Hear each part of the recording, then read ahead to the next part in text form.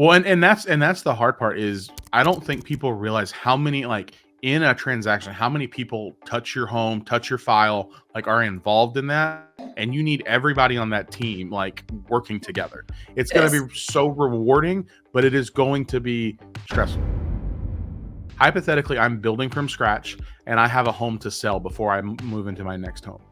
What Mhm. happens if my home hasn't sold yet and my new home is completed?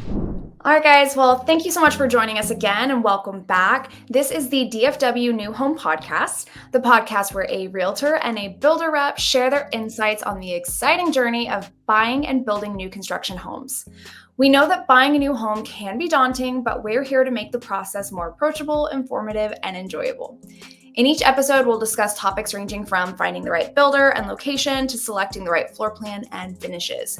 We'll also share tips on navigating the financing process and ensuring that your home is energy efficient. Our goal is to empower you with knowledge and resources to help you make informed decisions about your dream home. Whether you're a first-time home buyer or an experienced homeowner, the DFW New Home Podcast is the podcast for you. Join us every week for insights, inspiration, and a little bit of fun on your journey to building your dream home. All righty. Hey, we got a good one today, Megan. We're going to talk, we get to talk timelines on building. We get to talk inventory.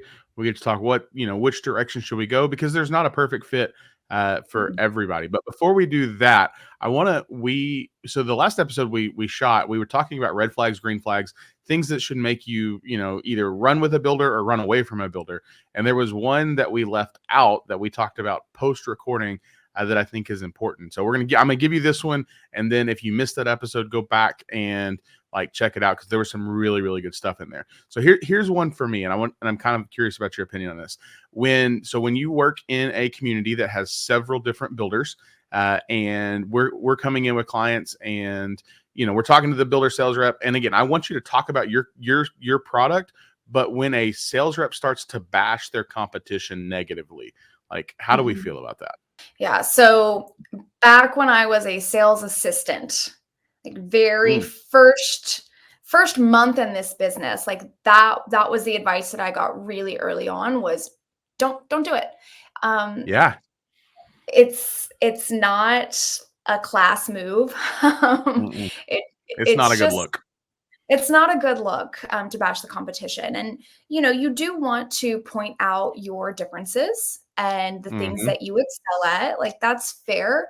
But you never want to be like, oh, you don't want to build with them. They build an awful junk home. Like, it's just not in good taste. And it's a small industry. And yeah, I'm not a Yeah. fan of it. Well, and you guys, you never know who's actually walking through that door. So yeah, if you see Yeah. somebody doing that, it's a red flag. So again, if you need some more in those and you missed that episode, go back to episode 2. We talked about that a lot. But today I want to talk building timelines because you and I have been doing this long enough. Like we remember the COVID timelines of Yeah. 10, 11, 12, 15 months. Like, are we 15. still doing that? No, 18 not at months. Oh all. my gosh. Thank Our goodness. our Like, our house took a year. It was the worst. yeah, it's interesting because like this job, it's always stressful. It's always hard. It's hard in different ways. Mhm. Like during COVID, it wasn't hard as in like we weren't having to work as hard to get sales. People were lining up the door. We had wait lists. Like that part of the job was way easier, but managing backlog was really, really difficult in that time, Mm. especially the people that went under contract early on. And they didn't know that the build times were about to get to 12, 15 months. They're expecting, okay, 6 or 7 months, my house is going to be ready. Those were some unhappy buyers that we had to keep from canceling Yeah. during time. Oh my gosh, yeah. So luckily we're out of that, and for the most part here in DFW, I think I'm seeing more like 6 to 8 months. Like if you're building from the Yeah. ground up, most builders are saying 6 to 8. There's a few on the outliers that are saying like 8 to 10 and a couple that are saying 10 to 12, but not many anymore. Most people at this point are 6 to 8. Is that true of you guys in Elevon too? Yeah. Yeah. I say 6 to 9 just because I would always like to give myself a little bit of that buffer. It's kind of like when you go to a restaurant and they tell you, okay, it's going to be a 40-minute wait. And then they call you back after 25. That That's, always feels good. yeah. Yeah. It's always better to finish ahead of schedule than behind schedule. But yeah, eight Mhm. to 7 to 9 is what I have been telling people. And 8 is really the average of what we've been seeing. Okay, so you brought up an interesting point because it's always better to finish ahead of schedule. What happens if, like, hopefully builders are communicating and it's not a surprise that we're ahead of schedule? But sometimes I've had builders that are like, "Hey, we're going to close," and we're like 2 months ahead of schedule, and nobody, like, it was like a minute thing, and like, let's not do that. No, no, that's bad form as well. You should be getting, and this was one of our red flag, green flags from the last episode. You should be getting regular construction updates Yep. from your build team. So you should know well ahead of time of about a general window of when you expect to be finished, and that window gets narrower and narrower the closer that you get to it until you are finally able to actually set that closing date. About 30 days out, What typically. what do you feel like starts that window? Because I always have something that I tell my clients of like, hey, when we see this thing happen, like, here's the window of time. So you tell me what yours is, and I'll see if mine's the same. Yeah, our official window, like, because corporations often, like the builders, will have their internal markers that they go by. So ours Hmm. is once countertops go in, we can start having preliminary discussions and maybe be able to tell you a 2-month window. And Yep. then that gets closer and closer the more we build. Yeah. My general rule of thumb is I usually tell clients is like, hey, when we start seeing your kitchen cabinets in, we're Yeah. probably within a 45 to 60-day window most Hmm. of the time. So like as soon as cabinetry shows up, like that's when you're probably going to hear from the lender again to re-verify everything that you need to do. And you're probably, 2 weeks on either side. We're probably within that 60-day, 45, 60-day window of cabinets showing up Yeah. is when we're going to close on that house. Yeah. So And for me, with so when landscaping starts to go in, then mm, we're maybe like 30, 45 days out. mm-hmm. Yeah, because landscaping is usually one of the last things that Mhm. gets done on a house, right? Is because they Yep. don't want to get messed up. They don't want it to, like, landscaping is usually probably one of the last indicators. That and when the builder starts locking the door because your appliances are in. Mhm. Yeah, And you're it's getting like, oh, close we can't fast. actually just walk in the house anymore because they don't want things getting stolen, right? Yep. So with you guys, specifically with Pacesetters in Elevon, are you can, like, somebody contract with you from dirt? Because what I've seen a lot here, the interesting thing for me is I've seen several builders move to I don't know what to call it, but it's more of like a production style where it's like they will not contract until they get to frame stage, and for them it allows them to produce more homes quickly, so they'll sell it at frame stage, but they won't do anything pre that. So what about you guys? What's the play for y'all? Yeah, we have both. A lot of builders started moving to that like spec only, inventory only style during COVID because it was a little bit easier to manage those extra long wait times. Mhm. A lot of the wait times had to do with material, like how long it took material to get in. So if you wait until a certain stage of construction to release it for sale, then the timeline from there is typically a lot smoother and a lot faster. So it was easier to keep buyers happier because it wasn't taking as long in their eyes to build from start to finish. But we Absolutely. always stayed with offering both because one of the things that Pacesetter is known for is like the builder of choice, because you're able to choose all of your selections if you want to build from scratch and you want to take the long route. So you were talking about y'all being the builder of choice. So what does that look like in terms of design for you guys? Are you a design center? Are you package? Are you somewhere like a hybrid in the middle? How does that flow specifically? And again, guys, for if you haven't caught it, Megan sells for Pacesetter Homes, specifically in the Elevon community in Lavon, Texas. So we're kind of focusing kind of on that, and then I'll give a little bit more broad spectrum. Yeah, so most of Pacesetter's communities are craftsman series, which means that you do the design selections in the model with your builder rep. Some of our Mm, communities that are at a higher price point do go into the design center and have the full run of being able to pick whatever they want. But we find that the package system helps prevent that choice overwhelm feeling mhm. of like, oh my gosh, there's actually too much to choose from. And I don't know, I'm worried that everything's going to match. And it's a lot. Yeah. So the craftsman style, we do have packages, but there's choices within the packages. So we have Okay. found that to work really well. The vast majority of our buyers are able to find selections that they're really, really happy with. We've got some nice options to choose from. So that's the way that ours works specifically. But I mean, you can choose everything from your floor plan front elevation, which is Mm, the architectural design of the front for those that are unfamiliar with the term. You get to pick your brick, your paint colors on the outside. You get to pick everything on the inside, flooring, cabinets, countertops, all of that. So if you're a little bit pickier, which I am, I wanted to be able to pick everything out. It's a really nice option versus a lot of builders that are not offering any changes. They select everything for yeah. you and you're stuck with what they picked.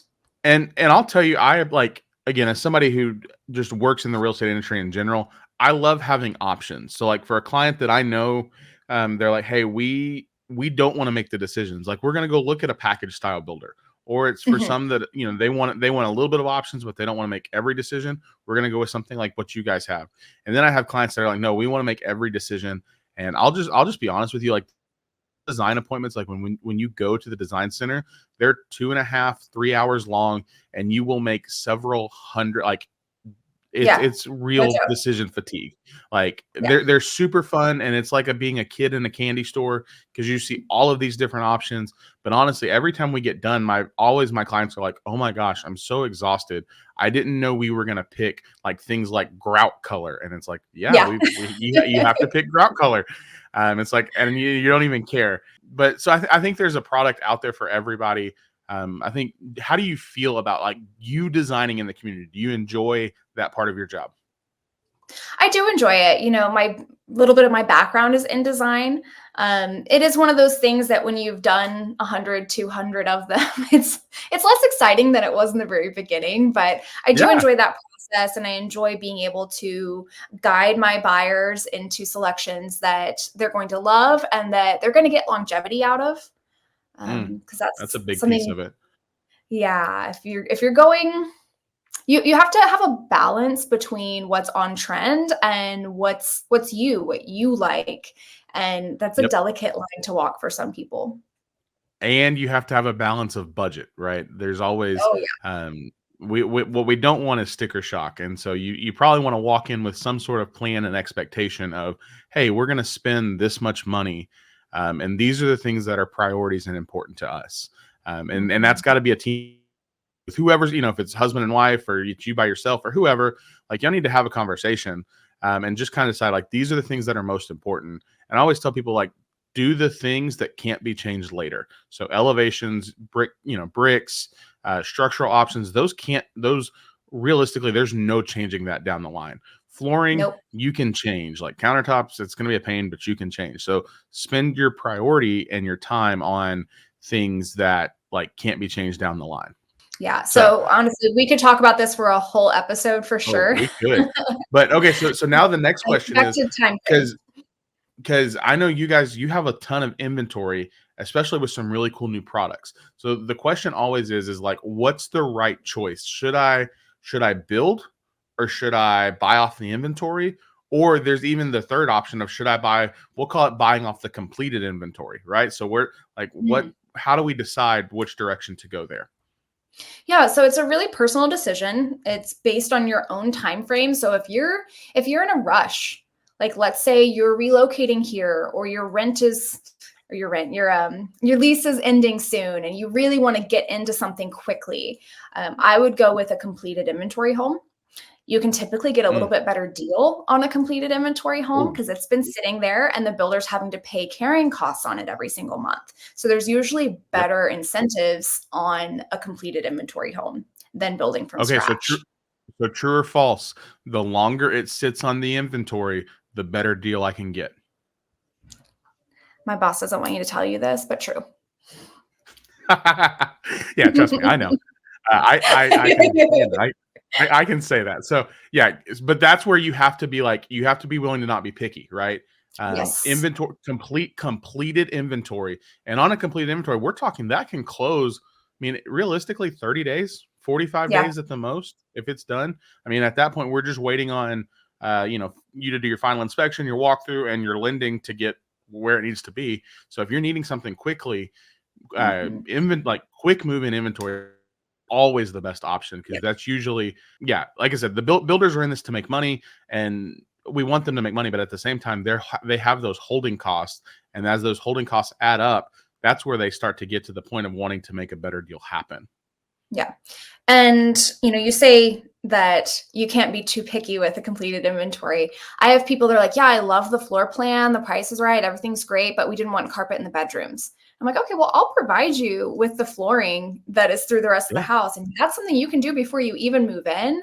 But like, don't let the right house pass you by because of small details like that on a completed home. Well, and like that, it's amazing what you can like. You never know what you can get until you ask, right? Like, yeah, we could change the flooring. We're gonna pay for it, but it's honestly it's probably gonna be cheaper to do it through you guys anyway than having somebody else come in post close and like let's just match it up. Different So yeah, builders have always. different policies over like Hmm. what we're willing to do on a completed spec. So if it's a spec that's been sitting there for a year and that's the thing that you really want and we're like, okay, we're going to get it sold, you might have more wiggle room there. But it just Yeah, depends. It's a case by case scenario if the builder is willing to make changes on a completed spec for you.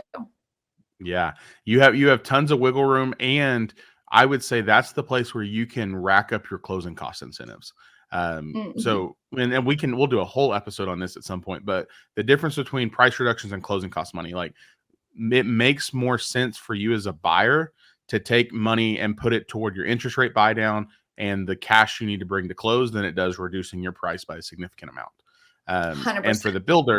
the builder, that math is out of the equation, so they don't really care.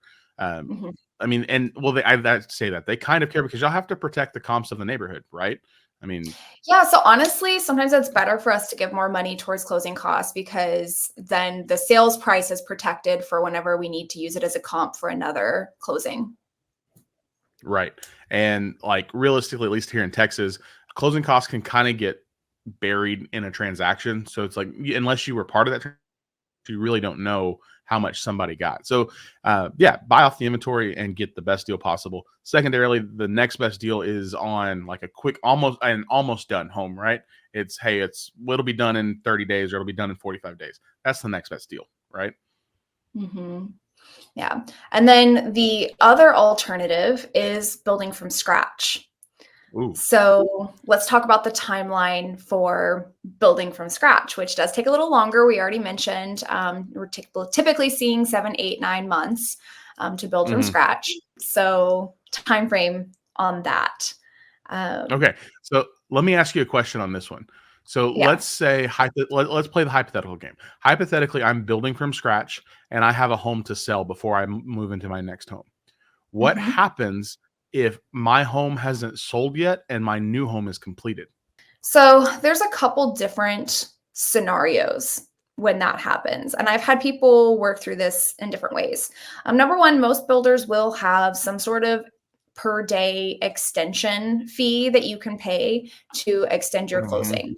So if you need just a little bit more time, it's usually going to save you more money to extend it than to cancel, walk away from your deposits, Yeah. right?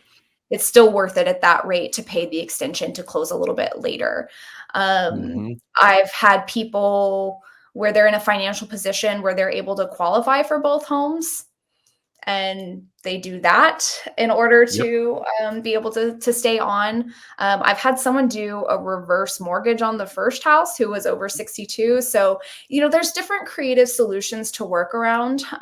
Yep. Some builders or some realtors have like a buyout program, but that's usually going to cost you to be able to Yep. go with something like that. So, there's different workarounds, but as long as you and your builder are in constant communication and you have a really good realtor on the listing side of selling your home and they Yep. are experienced with working with the new construction timelines and they know, okay, once we hit countertops or cabinets going in, we need to start talking about this and they'll list your Price home at the reductions correct and time.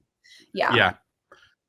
Well, and that's the hard part is I don't think people realize how many like in a transaction, how many people touch your home, touch your file, like are involved in that, and you need everybody on that team like working together. So yeah, it's like, Yeah. hey, I want to help you buy the next home, but also we need to be, pricing accordingly. And that's where it's hard on my side. It's like, it's an art, not a science of like Yeah. I've got somebody right now where they're building and their house is supposed to close in May. So we're getting ready to put their house on the market. But then the worry is like, well, what if it's then the opposite of worry is like, well, what if it sells too quickly?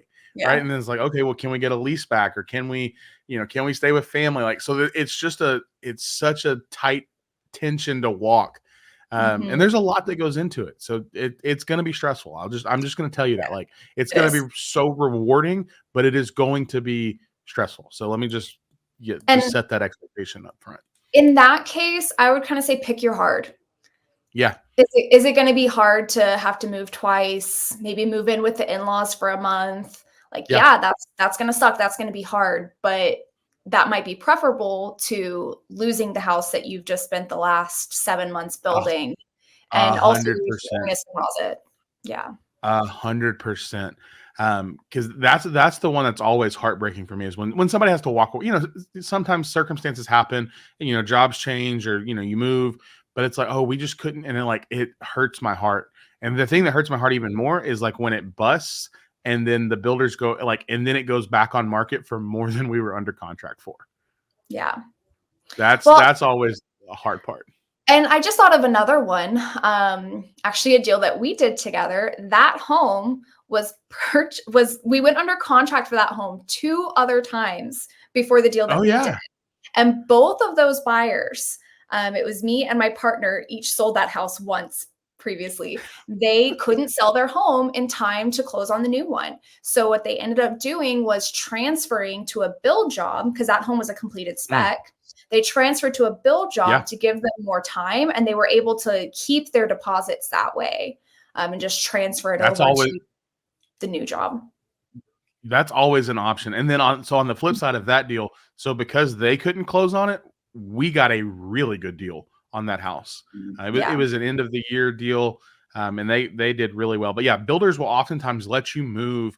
Every builder's got a different policy, but they'll let you move that deposit from even if you're building. Like I've had clients before with certain builders, it's like, hey, we need to postpone, and they're like, yeah, we'll hold your deposit for up to a year, and you can move it to anything anywhere that we build for a year. And I'm like, oh, that's helpful and encouraging. I don't want you. Obviously, you need to understand, like when we enter a contract, that money is on the line, Mhm. and that is the consideration, right? So you need to Yep. be well aware, like there are ramifications to walking away. Of course, there are sometimes we can get it back just depending on the circumstance. But I always tell people, do not expect to get it. Like if you walk away, expect to walk away from your money. Yeah. Yeah. Absolutely. So, like earnest money wise, is it different on a build versus a inventory home? Like upfront, what It I've got is. to put down. So that's another factor when you're considering, should I do inventory? Should I build? There are more deposits associated with building typically because of Mm, your personalized selections.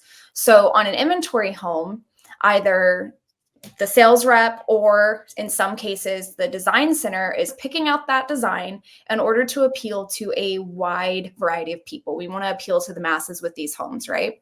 So hmm. when you are building your home for you and you're putting all of your personalized selections in it, and then you potentially might end up canceling, and then we have that home that we need to sell to somebody else. So most builders are going to charge what's called an option deposit on your selections. Yep. So in our case, it's 50% of your upgrades, not including structural. You don't have to pay a deposit Mhm. on the structural upgrades, but all the other upgrades you have to pay a 50% deposit on. So if you're spending 20,000 in upgrades, well then you're putting down another 10,000 in Yeah. deposit, option deposit, along with your earnest deposit. Yeah. So So you very quickly have $15,000 to $20,000 on the table yeah, most of that my you're going to buyers, walk my away from. average buyer is gonna probably be 10 to 15 all in with option and earnest deposit. That varies from community to community, but that's just how it Right. works where I'm at. So So, yeah, a so lot of money to secondary. walk away Yeah, please don't walk away from it. So, question on that: from. what are you seeing average? Like, so when y'all do design and structure, what are you seeing average on top of base price? Because I think a lot of times people like you see advertised pricing online, right? And then you go Mhm. and it's like, oh, we just spent way more than that. And if you don't know, like you're paying for a lot premium potentially in some cases, Yeah. and then you're paying for design. So leave off the lot premium. What are you seeing on average people spend in design with you? Yeah, what I like to do personally with my prospective buyers is once we have it narrowed down to a plan, I do like to go ahead and sit down with them and price out what structural options they'd be interested in. Look at the lot, see if there's a lot premium, because if they really want to be on a corner or they don't want to be backed up to Mhm. anybody or they want an oversized lot, there's going to be additional costs associated with that. And that varies widely from person to person. So, same thing with structural options. Some people may put very minimal structural options in, and others are spending tens of thousands on structural options. So, I Mhm. don't really feel comfortable quoting people an average estimate on those specific items because it That's varies fair. so much. So, I Yeah. like to figure that out. And what that tells us is what our contract price is going to be. So, your initial contract price is going to include your floor plan, the front elevation, structural options, and lot. So I like to know, Mm. okay, let's figure out what that price is going to be for you guys. And then we can do an estimate from there on what my average buyer spends in upgrades. So That that's fair. most of our communities are going to offer some sort of design incentive. They'll give you free dollars to put towards your upgrades. Not every builder offers that, but at Pacesetter, pretty much all of our communities are going to have that if you build from scratch. So I would say in Elevon, my average buyer is going to spend an additional 5 to 15,000 on top of that Their incentive. base. Yeah, Mhm. that's fair. So when I meet with So people, we'll price out everything they want, and then I'll tell them, okay, you're probably going to be 5 to 15,000 over this number when yeah. everything's said and done. So I had somebody ask me this the other day, and I want so we can talk about this, and then we'll wrap this episode up. We were sitting in a design meeting, we're talking structure, and the builder, like, you guys have a predetermined price to do X, Y, and Z on a house, right? It's not like we're not guessing. It's, hey, if you want to add the third car garage, it's going to cost this much. If you want to Mhm. add this bathroom, it's going to cost this much. And Yes. so we were doing this meeting, and I had a client, and they were like, well, we don't really like the price of what they're charging to do the structure. Can we, they want to charge us, whatever it was, let's just say it was $5,000 to do the bathroom. They're like, well, Mhm. I got a buddy that can do it for 3. Like, can we negotiate on the pricing of structural upgrades? And I was like, no, that is set based on their, like, figuring of materials and things like that. So I'd say you probably can't negotiate on that, but you can negotiate for more of that free incentive money to help offset that, right? Mhm. Yeah. You can. It depends. Like some builders in some neighborhoods, it's like, hey, this is the incentive, and they're not going to budge from there. But sometimes it is negotiable. So I'd say it's Yeah. worth a shot. It's worth asking, but Yeah. don't be surprised if they tell you, hey, nope, this is the incentive for this. I'd say Yeah. there's usually more wiggle room for negotiating when it comes to inventory than it does for building. Yeah, and that's usually the case. Like I said, I'm of the belief of, hey, let's ask, and if they tell us no, you have to decide personally, like, do you still want to move forward, and, like, are you okay? Because they tell you no, and it's like, hey, and most of the time those incentives are already really good. So it's like, hey, we've Yeah. got the cake, we've got the icing. Now we're just trying to get sprinkles on top, right? Um, and and it's like, if you're okay not having sprinkles, then let's roll. If you want to Yeah. wait, then um, wait and see what happens. But you're probably gonna regret that decision. So I think this Mhm. was this was helpful. I think at the end of the day, my push right now for people is inventory. Just because of with builds and what we see coming. Like, I mean, I don't know. I think, but the right now, I would say if you can buy quickly off the inventory, that is the best deal that you're going to find. Mhm. Yep. And I'd And y'all have say got a ton of to just inventory coming, right? we do. Like there's a lot coming. So I love that because then we have a really wide variety for people that need to move quickly. I would say just to tie up this little section in a bow, another really common question that people ask if they're building is how long it's going to take from contract to start.